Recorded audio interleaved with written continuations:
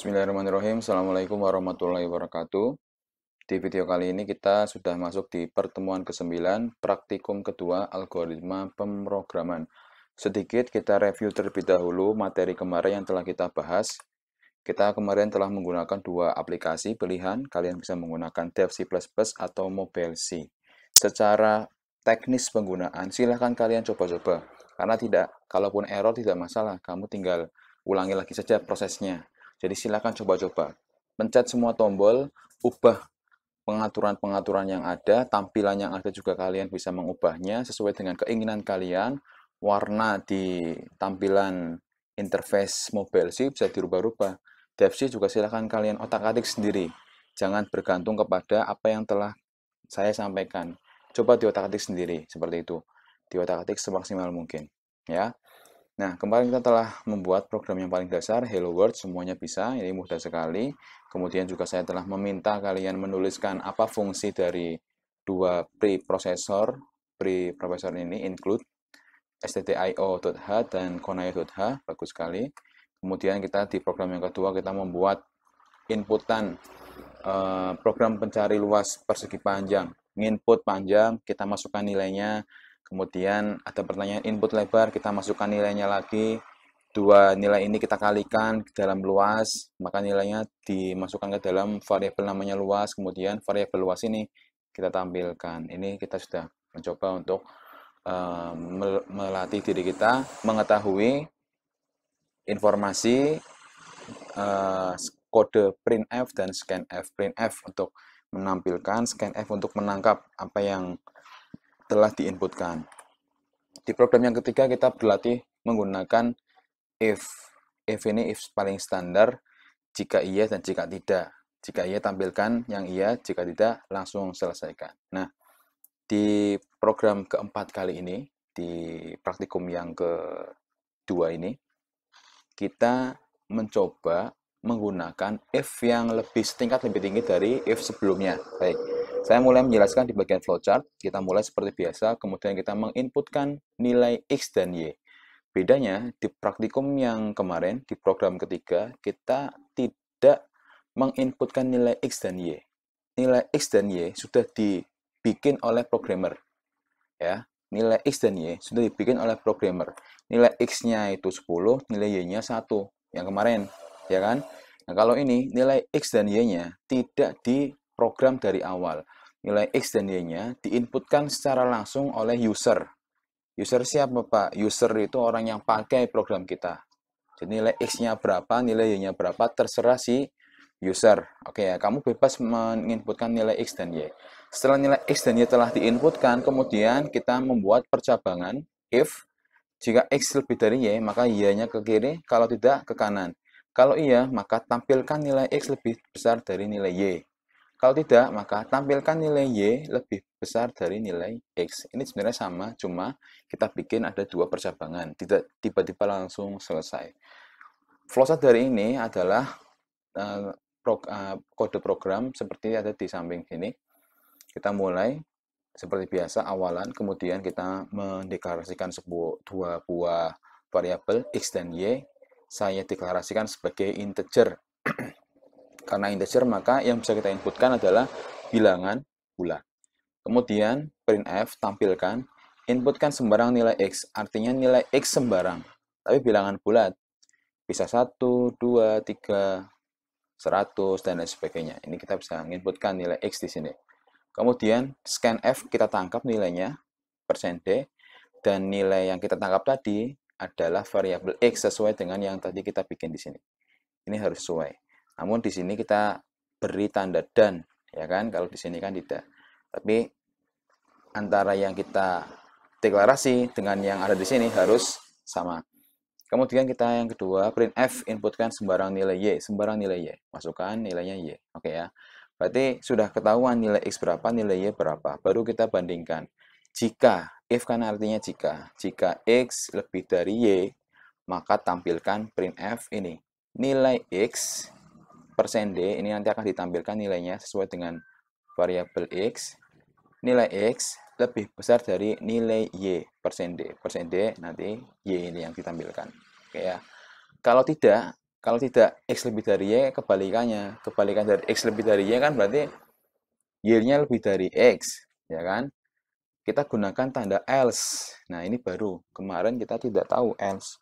Else itu apa? Berarti kalau tidak seperti yang pertama, kondisi yang pertama, maka kondisi yang kedua. Nah, kondisi yang kedua itu gimana, Pak? Kondisi yang kedua, selain kondisi yang pertama tadi, selain kondisi pertama ini, Y lebih besar dari X.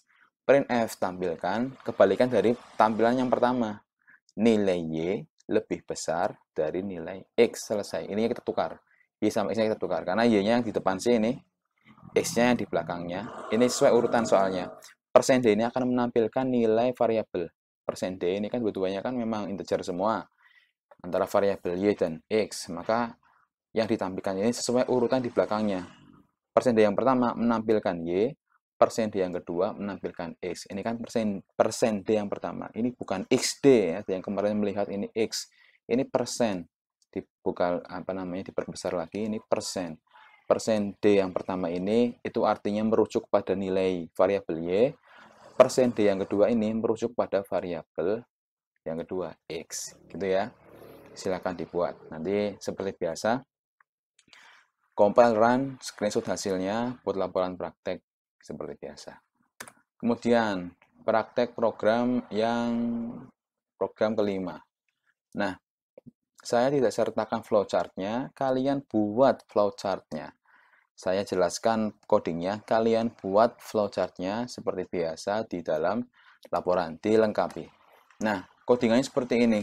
Saya mendeklarasikan dua buah variabel dengan tipe char. Char itu apa, Pak? Karakter. Karakter itu apa, Pak? Yang bisa kita inputkan dengan huruf atau kata. Nah, kalau kemarin kan kita int itu kan angka.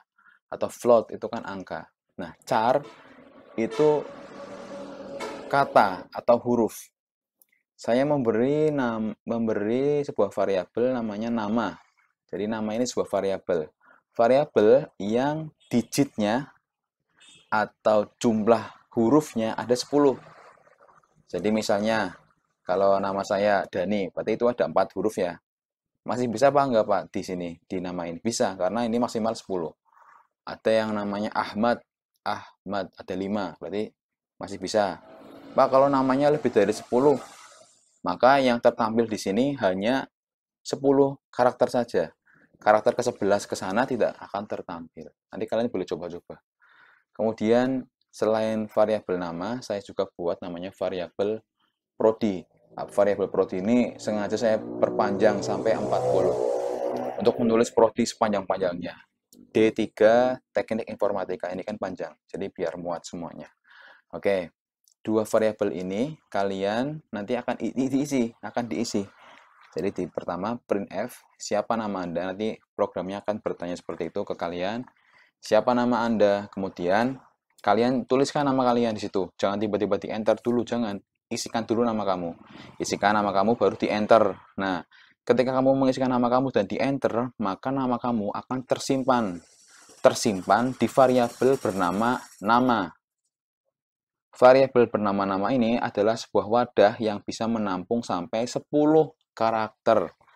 10 huruf. Kalau nama kamu kurang dari 10 huruf akan tertampung semuanya. Kalau lebih dari 10 huruf, maka akan yang ditampung itu hanya 10 saja. Nah, di sini persen yang digunakan persen S. Kemarin kita menggunakan persen D. Apa ada bedanya, Pak? Ada. Persen D itu untuk integer, persen S itu untuk kata atau huruf.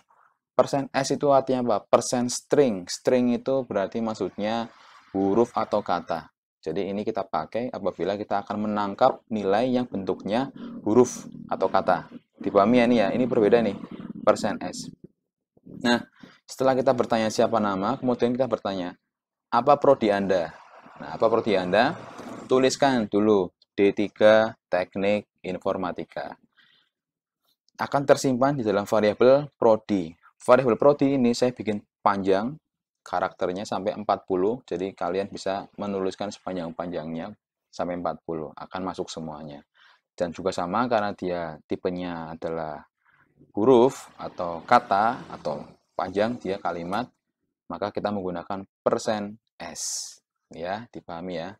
Nah, setelah tersimpan dua nilai ini, yaitu nama dan prodi, kita tampilkan. Kita tampilkan printf, nama saya persen %s. Kenapa persen %s, Pak? Ini penyimpan nilainya, persen %s. Ya, yang disimpan di mana variabelnya? Di variabel nama. Oke ya, di variabel nama. Kalian coba kalau menggunakan dan tidak menggunakan dan, ini simbol dan ya, bisa apa tidak? Ya, kalian coba yang berhasil dengan menggunakan dan seperti ini atau tanpa menggunakan dan. Kalian coba dua-duanya. Berhasil yang mana? Pakai dan atau enggak pakai dan, gitu ya. Kemudian printf. Di sini kok ada yang baru, Pak? /n. Ini tanda garis miring ini slash. Kita baca /n. Gunanya untuk membuat tampilan kata atau kalimat prodi saya ini berada di bawah tampilan kata nama saya. Jadi enggak baris. Kalau persen N-nya saya hilangkan, maka prodi saya, tulisan kata prodi saya ini akan berada nempel di setelah kata nama saya, setelah kalimat nama saya. Paham ya? Kalian coba-coba saja. Persen N-nya, /N-nya dihilangkan. Nanti yang terjadi tampilannya, nama saya Budi, kemudian prodi saya jadi teknik informatika, itu sambung jadi satu. Padahal yang kita inginkan, kalimat prodi saya D3 teknik informatika berada di baris setelahnya. Nah, /n ini berfungsi untuk memindah baris. Gitu ya. Nah, kemudian seperti biasa, koma, prodi, selesai. Silakan dibuat, di running, di compile, dilihat hasilnya. Kalian coba-coba pakai persen, pakai dan, keluar apa tidak, kemudian tanpa /n akan jadi seperti apa. Silakan dicoba-coba hasilnya seperti apa. Kemudian dilengkapi dengan flowchart-nya. Silakan buat flowchart-nya. Dan dikumpulkan seperti biasa menggunakan format yang telah saya share kepada kalian. Dan itu tidak harus kalian print berwarna terus-menerus, enggak. Kalian boleh print satu, kemudian di copy, enggak masalah. Kemudian kalian, intinya seperti ini, kalian menulis coding itu di kertas format tersebut. Kemudian baru dipindah jadikan file PDF, dan PDF itu yang kalian kirimkan kepada saya di @link. Seperti itu. Permintaannya seperti itu. Dan harap jangan sampai telat lagi. Kemarin di pertemuan praktikum pertama ada beberapa mahasiswa yang telat. Ya karena ada banyak kondisi yang membuat dia telat, saya perbolehkan. Namun mohon diperhatikan untuk pertemuan ke-9 ini tidak lagi saya beri toleransi bagi yang terlambat, karena sudah saya berikan pemahaman di awal, sudah saya berikan format, dan jangan sampai ada yang terlambat lagi. Perhatikan benar-benar setelah program ini jadi, maka ada informasi paling terakhir kapan dikumpulkan di dalam @link itu kan sudah ada muncul itu. Paling terakhir dikumpulkan kapan. Nah, tolong dikumpulkan segera, jangan sampai melewati @link. Kalau @link sudah tidak bisa menerima, berarti tidak bisa kalian mengirimkan tugas laporan kalian. Seperti itu ya. Baik, cukup 2 program ini dulu. Kerjakan dengan sebaik-baiknya, jangan telat. Terima kasih. Dari saya, wassalamualaikum warahmatullahi wabarakatuh.